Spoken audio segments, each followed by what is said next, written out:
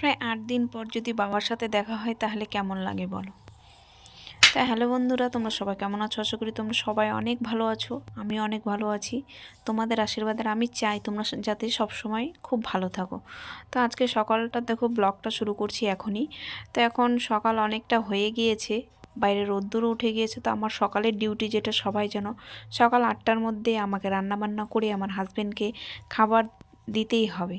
সে তুমি যাই করো, সকালবেলা মনে হয় নিজের 10টা হাত যদি থাকে তাহলে সবচেয়ে ভালো হয়।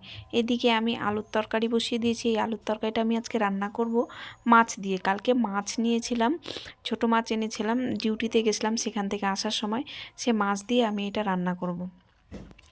সকালবেলা কিন্তু খুবই কষ্ট হয়, ভোরবেলা উঠতে হয়। ভোরবেলা উঠে জামা কাপড় ছেড়ে স্নান করাটা হয় না অত সকালে উঠে, কারণ আমার অনেক ছোট মেয়ে। সেই মেয়েকে ঠান্ডা লেগে যাবে, তার জন্য আমি স্নান করি না। কারণ আমার যদি ঠান্ডা লাগে, আমার যেহেতু সে ব্রেস্ট ফিডিং মানে বুকের দুধ পান করে, সেজন্য তো আমার ঠান্ডা লাগাটা চলবে না। আমার ঠান্ডা লাগলে মেয়েরও ঠান্ডা লাগবে। তার জন্য সকালে স্নান করি না, শুধুমাত্র নাইটিটা ছেড়ে আমি রান্না করতে ঢুকে পড়ি। তো এই দেখো মাছের তরকারি হয়ে গেছে। কেমন হয়েছে দেখো, মাছের চচ্চড়ি বলতে পারো। আর তার সাথে করব এখন একটু ঘুগনি রান্না করব। তো আমার স্বামী উঠে গেছে, সে এখন বলতেছে রান্না করো তাড়াতাড়ি। আর আজকে আমার মেয়ে এত লক্ষ্মী হয়ে গেছে যে সে ঘুমোচ্ছে। কি বলবো, যে ঘরে বাইরে দুটো সামলাতে এত অসুবিধা হয়ে যায়। 8 বছরের ছেলে আবার মেয়ে। এখন যেহেতু ছেলের স্কুলটা বন্ধ আছে, এখন তাও একটু রক্ষে, কিন্তু ছেলের স্কুল খুলে গেলে আবার সেই ছেলেকে স্কুলে দেওয়া, 9টার মধ্যে ছেলেকে স্কুলে দিতে হয়, 8টার মধ্যে তার বাবাকে খাবার টিফিন দিতে হয়, ছেলের টিফিন বানানো, মেয়ের জামা কাপড় ধোয়া, সমস্তটা একা হাতে করতে মাঝে মধ্যে মনে হয় কি, দুর্গা ঠাকুরের যে 10টা হাত আছে, সেই দুর্গা ঠাকুরের কাছ থেকে আমার 10টা হাত চেয়ে নেওয়া উচিত। তো এইদিকে দেখো ঘুগনি বসিয়ে দিয়েছি, ছোলা রান্না করছি এক পাশে, আর মাছের তরকারি তো হয়ে গিয়েছে, ছোলা দিয়ে দিচ্ছি এর মধ্যে, আর এক পাশে আমি ভাত রান্না করছি। তো ভাতের একটা টিপস আমি তোমাদের বলে দিই। ভাতের হাঁড়ির উপরে আমি প্রতিদিন যখনই আমি ভাত রান্না করি, তার উপরে আরও একটা হাঁড়ি দিয়ে, এই দেখো পাশে হাঁড়িটা দেওয়া আছে, হাঁড়ির মধ্যে জল দিই। সেই গরম জলই কিন্তু আমি রান্নাতে ব্যবহার করি।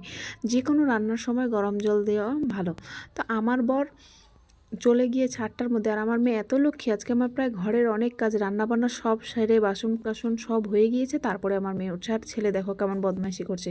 ছেলে যদিও আমার ঘরে থাকে না, তার ঠাম্মা দাদুর সাথে থাকে, তবুও কিন্তু আমার রান্নাবান্নার দিকে কাজ হয়ে গেছে। যত তাড়াতাড়ি পারি সেই কাজ করে দেওয়ার পর আমি যে রেডি হয়ে যাচ্ছি, আমাকে এখন আমার ডিউটিতে বের হতে হবে।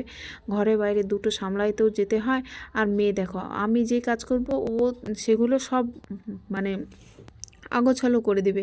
আমি গোছাবো আর আগোছালো করবে, আবার করতে হবে। তো সকালে একবার গুছিয়েছি, আবার এখন গুছোতে হচ্ছে, কারণ এখন আমি যেহেতু ডিউটিতে যাব, কখন আসবো, আস্তে আস্তে আমার সন্ধ্যা হয়ে যাবে।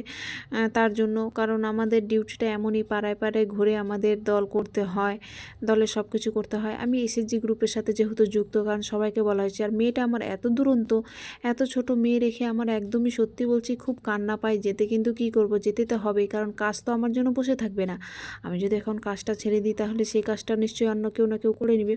কাজে যাওয়ার আগেও কিন্তু আমার মেয়েকে রেডি করে দিয়ে যেতে হয়। মেয়েকে সোয়েটার জামা সব কিছু পরিয়ে, জুতো পরিয়ে দিলাম। তারপরে মেয়েকে অন্য ঘরে রেখে, মানে আমার শ্বশুরের ঘরে রেখে আমাকে চুপ করে আসতে হয়। আমাকে দেখলে মেয়ে বুঝে যায় যে মা চলে যাচ্ছে। খুব কান্না করে আমার মেয়ে আমাকে দেখলে যখন আসি। তো আমি বেরিয়ে পড়েছি আমার কাজের উদ্দেশ্যে। আমি এখন যাচ্ছি ইলুয়া বাড়িতে। ওখানে একটা দলের একটু সমস্যা হয়েছে, টাকা নিয়ে, মানে ব্যাংকের ঋণ দিচ্ছে না, সেটা নিয়ে যাচ্ছি। তো এই যে তিস্তার পাড় দিয়ে পাশে দেখো চা পাতা বাগান, কি সুন্দর চা পাতা বাগান, কিন্তু দেখতে খুব ভালো লাগে। ডান পাশে পানের বুরুজ, আর বাঁ পাশে চা পাতা বাগান।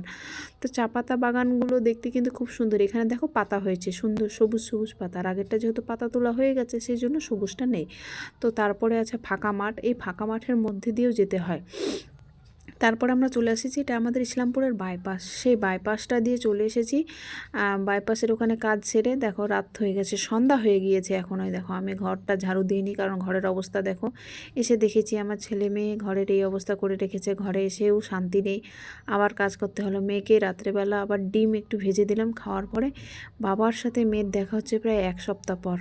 বাবা ঘুম থেকে উঠেই চলে যায় কাজে, মেয়ে তারপরে অনেক দিন পর উঠে, আর বাবা এই যে